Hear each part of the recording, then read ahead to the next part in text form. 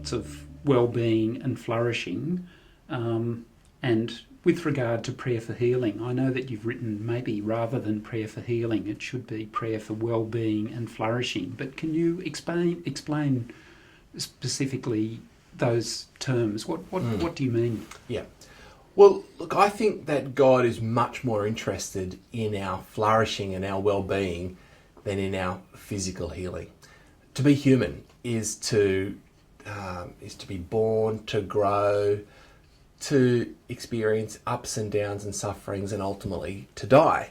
And I think, I believe that God's interest and our own interest is to live a life of flourishing. And again, what I mean by that is not a life of perfect health and perfect wealth, but a life full of meaning, full of value, full of purpose, and one that succeeds in and through the hard times. So what I really want people to pray for me about, or other people in my situation, is pray for my flourishing. Pray that I can do well in and through the hardships of life. Pray that that God will help me to persevere. That God will give me the gift of faith. That God will help me to contribute to others, to have meaning and purpose in life. One of the things I think we're used to seeing with people suffering cancer or people with a disability is the idea that we're recipients of charity. But I'm going to live well if you give me the opportunity not just to receive from you, but to be able to contribute to you. So they're the things that I really want prayer for. And then when people are praying, it's not just words, they're thinking through ways in which they can also participate in that well-being as well. So I guess the idea is that we pray for me to live a meaningful life, that God can empower me, can walk with me through the ups and downs challenges of the everyday. So that we can get to the end and say, in the midst of it all, here was a life well lived. Now, I suppose a secular version of that desire for healing from disability is the emphasis on stories, say in the media, of disabled people with the power of positive thinking rising above or overcoming their affliction. But depending on the person and the particular disability, often that's not possible. But can you comment on that, on just that emphasis on, you must be positive all the time?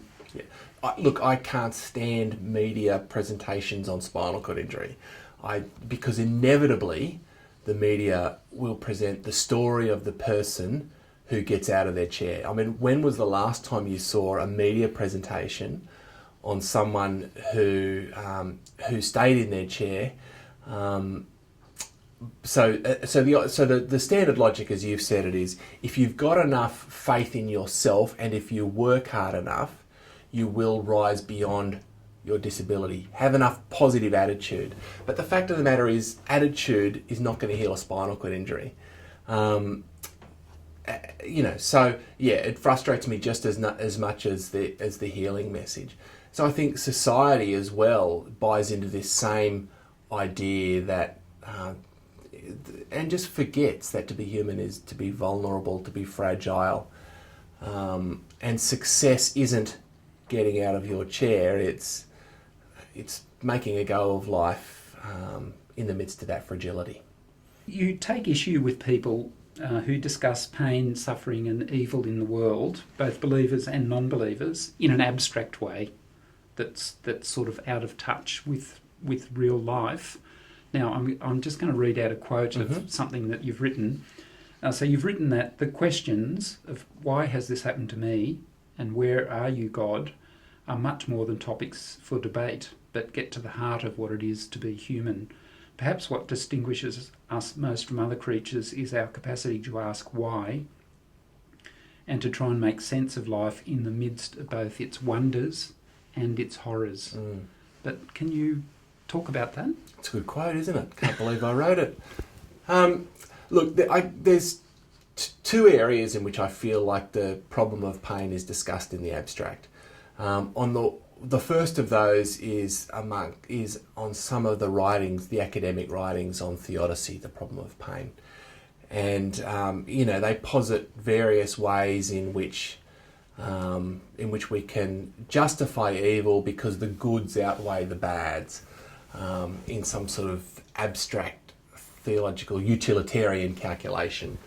But I mean, that sort of abstract reasoning doesn't make sense when you're experiencing the real low end of the bads. And to have someone come up to you and say, well, it's okay because God will bring good, this good will have occurred for a good reason. God's done this to you for some great sort of final cause is just nonsense. It doesn't help you. I think it's good to say God can bring good out of this terrible situation, but to somehow suggest that the bad things that happen always occur for a reason doesn't make sense to me. So there's the abstract theodicies, but the way the forums talk about this, the online discussion at the moment of theodicy is just, it's mean-spirited, it's aggressive. Go and have a look at discussions of theodicy on the ABC Religion and Ethics website, and you see this attacking from atheists and Christians against one another about the problem of evil, and you sort of think, both of you are missing the point here. Evil is a real experience that people suffer in the reality of our vulnerability of everyday life, and we don't need these aggressive atheist attacks or theistic defences of the problem of pain. What we need is compassion, sympathy, and I think there's this different spirit that should be involved in our discussion of the problem of evil from both sides of the equation. Just finally, how would you summarise, how has this experience changed your faith and maybe how you talk about it or communicate about it with other people? Yeah, look, that's a really interesting question. When I remember in the first couple of years, people would say, has this experience changed your faith? And in those days, I'd say, well, not really, because I was, I'd already done a PhD before I had this accident. I'd thought hard and long about my faith. But the longer it's gone on, the more I've thought about this, it's definitely changed my faith, but both positively and negatively. As I said before, I've experienced substantial doubt that I hadn't really experienced before the accident. But that's okay. I think sometimes we think faith is the opposite of doubt, and that's not my belief. I think faith and doubt are friends; they go hand in hand,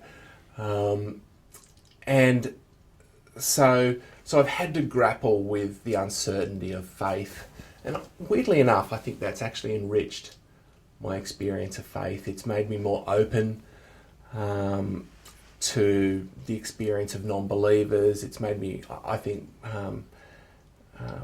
more open to spirituality in a more broader sense. And then I think just wrestling through with the problem of pain has been really important to my faith. Meeting people who've got disabilities, for example. I hadn't really thought about disability prior to my injury, but actually thinking through what the fact of disability has to say for our understanding of the nature of God and the nature of the work in the Spirit in the world's been really important to me, because I've met some amazing people full of the Spirit who've, some who struggle to communicate and talk, others with cerebral palsy who struggle to sort of move. I've met, and I just really hadn't encountered this community before, and I think that there is this wonderful, the church has so much to learn from people with disabilities, and I hope that maybe one of the things that I can do within the Christian community is find a way of maybe amplifying that disabled voice.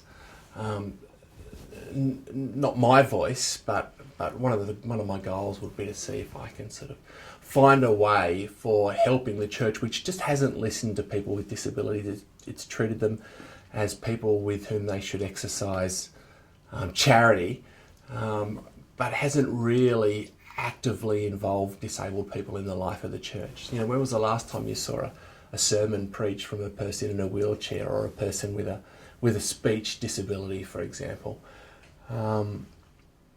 So, yeah, that's an indirect answer to the question, but that's, for me, in terms of my faith, it's been thinking through the implications of our fragility, vulnerability, dependence and interdependence upon one another.